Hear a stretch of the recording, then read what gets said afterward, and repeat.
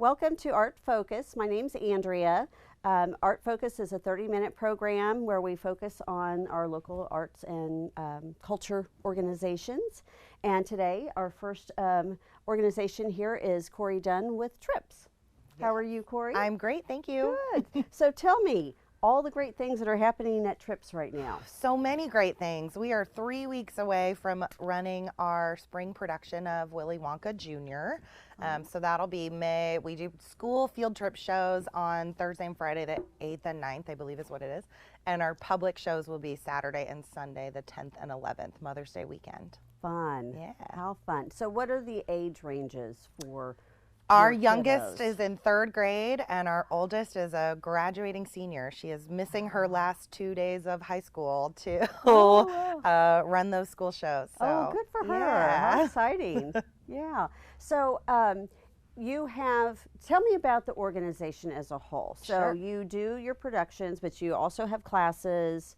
Do they do the back end as well? They do everything? We do a little bit, yeah. So overall, we've got classes, camps, our main stage productions, and a lot of community outreach and engagement experiences. So our classes are for 4-year-olds all the way through high school currently. Looking at bringing back a mommy and me or a grown up and me toddler class as well. So the classes range in everything from acting and dance and music and all kinds of good stuff. So we do our kind of core classes are our 4 and 5-year-old creative drama program.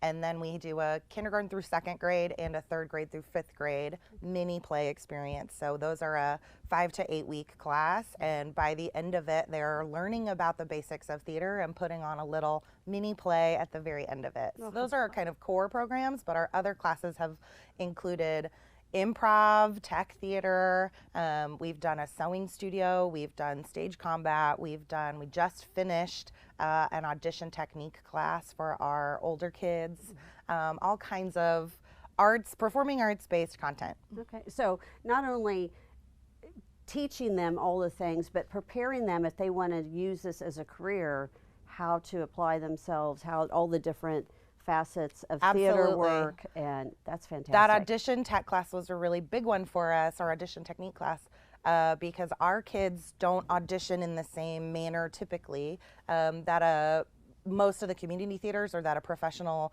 audition experience looks like. So that class was all about teaching them what that professional experience looks like and the techniques of how do you find material to audition with, how do you prepare it.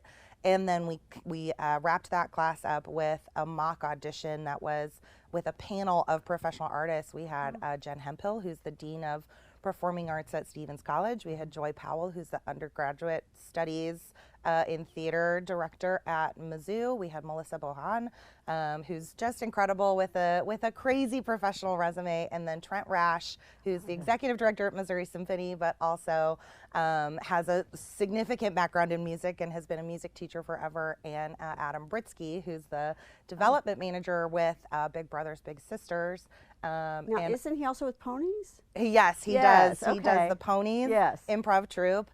And he's got a bachelor's degree and lots of study in theater and performing arts as well. So Trent and Adam were the co-teachers for that class. Holy cow. It was a really cool, really unique all those experiences. I can imagine what those kiddos were probably a little overwhelmed by the wealth of knowledge these A little people bit. They were very offer. nervous for their auditions, but they made it through, and what they brought was incredible compared to what we usually get to see from them in our regular audition model. It was just really different and a lot of fun for us too. Yeah, that's fantastic. I love that. It's great to see community members supporting this as well. Absolutely. And coming in to help you to do these things.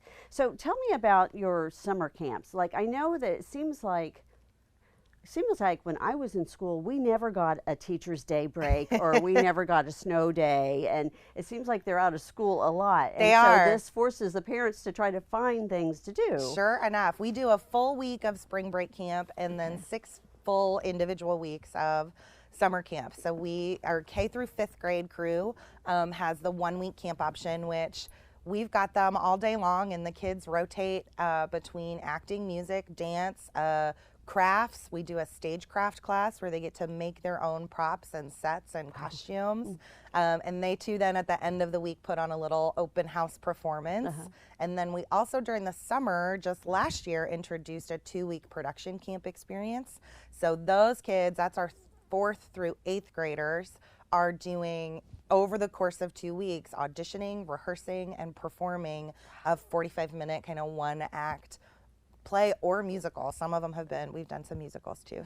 So do they create their own content? Has any of them done that? We do all original. We write the scripts for them, but it is all original and inspired by, each week has a different theme. So we've written all of the scripts, but they are super unique and one of a kind. Oh, that's so exciting. So where are you located? We are at Columbia Mall, right next to Target. Okay, I love that space.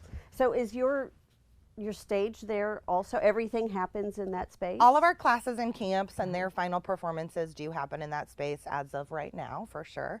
So we've got a little 65-seat theater in the space itself on top of 6 classroom spaces in there.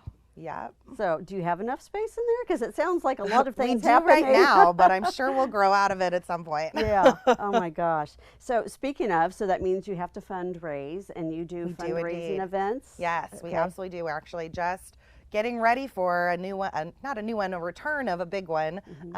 June 23rd is going to be our Princess Tea Party, a Royal Tea Party, which we're really excited about. We've done them multiple times a year for many, many, many years. They are an absolute blast. Our actors get dressed up as very well-known characters, and we just host a big tea party. It's like a wedding, really, in a day.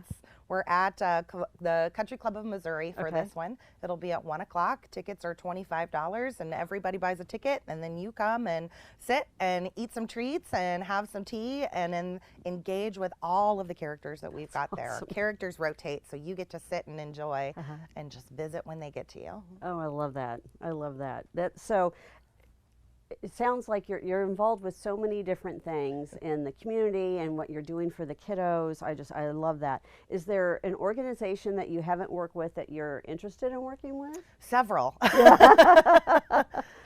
We do have a partnership with Columbia Public Schools right now where they do Fine Arts Explorers as their summer program for rising 4th and 5th graders in elementary school. And those kids come, there's multiple kids from every elementary building in town that come into, we're at Smithton Middle School this summer. And they rotate between 2 music classes, 2 acting classes, and we get to be the theater class for the summer. So we spent 2.5 weeks doing that with Columbia Public Schools, and it's been a lot of fun. We're really looking forward to that one this summer.